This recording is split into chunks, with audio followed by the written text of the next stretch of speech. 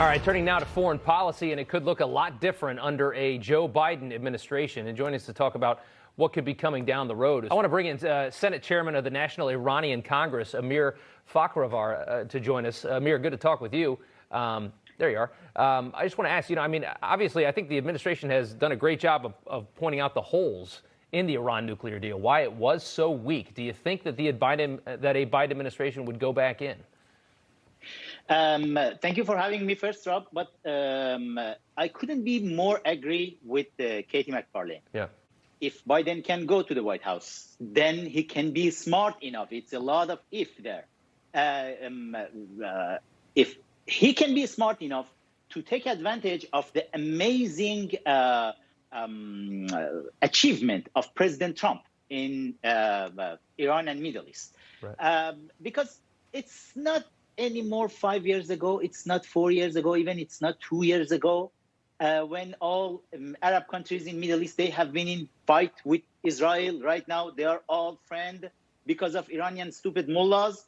And it's totally different era. Right. But as we can see, the design of Biden's fantasy administration, it shows us something else, because the Jake Sullivan, we know him when he was serving at the State Department under Hillary. We know what he had done. We know who he was in touch with. The laundry list of Iranian lobbyists in Washington, D.C., they have been his close allies and friends. Sure. And right now also they are, they put Trita Parsi's name. I'm sure Katie knows Trita Parsi. He was the director of NIAC, National Iranian American Council, the official lobby group of Iranian regime in Washington, D.C. The director of that group, which jumped to another institute funded by George Soros called Quincy Institute, right now he's named to go and be NSC's director for Middle East. It's like a joke. Yeah. I completely hear what you're saying. I mean, that is something else. Hearing that come out is very interesting. Katie, respond to what he just said there. I mean, just to hear it and to have it all explained like that, I find that very interesting. Well, and I completely agree with what he said. I would add to it that the people who are joining the Biden administration, if there is one, are the same people who negotiated the Iran nuclear deal during the Obama administration. I mean, John Kerry is coming back in the Biden administration, former Secretary of State. His signature achievement was supposedly the Iran nuclear deal. He's going to come back into the Biden administration. He's going to be somehow in charge of energy policy. So chances are what he'll do is screw it up even more. He'll stop fracking. Yeah.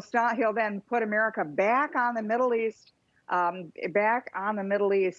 well, really on the Middle East gravy train, because the American is now energy independent. We don't need Middle East oil.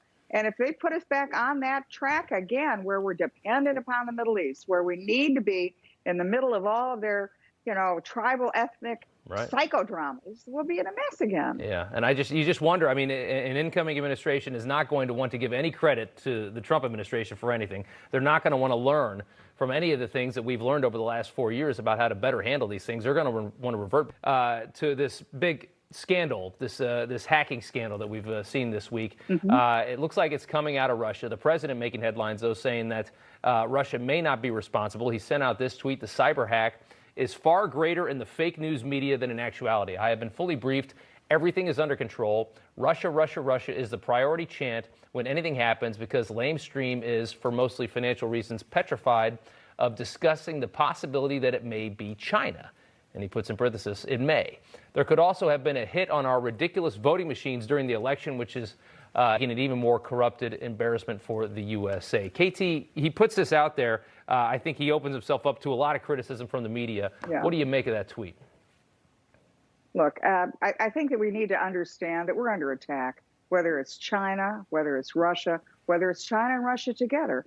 They've hacked into our systems. 5 years ago, China, during the Obama administration, China hacked into the Office of Personnel Management in the government. Now, supposedly the Russians, or maybe the Russians in conjunction with somebody else like the Chinese, they've hacked into the U.S. government.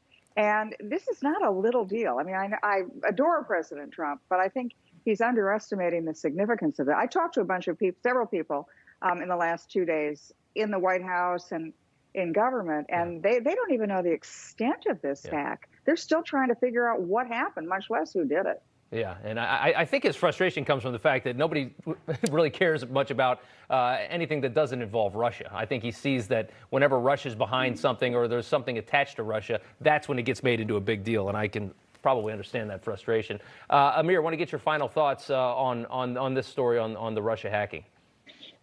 Look, 4 years ago, in a book called Comrade Ayatollah, I mentioned how Iranian entire revolution have been designed by Russians, how they trained Iranian mullahs, even Supreme Leader himself, for the revolution. But Russia is not the same Russia we knew 40 years ago, 30 years ago. They are bankrupt.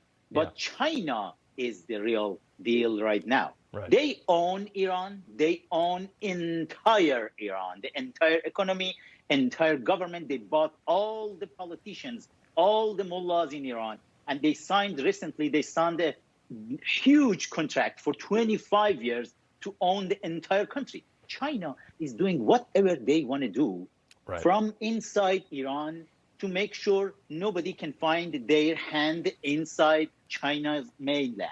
Yeah. And it's very dangerous to have Biden administration in power, which is kind of owned by China, and dealing with the Iranian mullahs, who they are owned by China too. Just let me add one more thing. A couple of months ago, Javad Zarif, Iranian foreign minister, he mentioned, you know what, when I was at the United Nations early 2000, then I made some personal relationship with a senator called Joe Biden. Then we became very good friends, and we are hoping he can go to the White House, and then everything will be okay for us, for Iranian mullahs. And as we know, Obama, before going to the White House, he was sending love letters to Iranian Supreme Leader, the serial killer, Ayatollah Khamenei. Yeah. And then it was 4 love letters to Khamenei.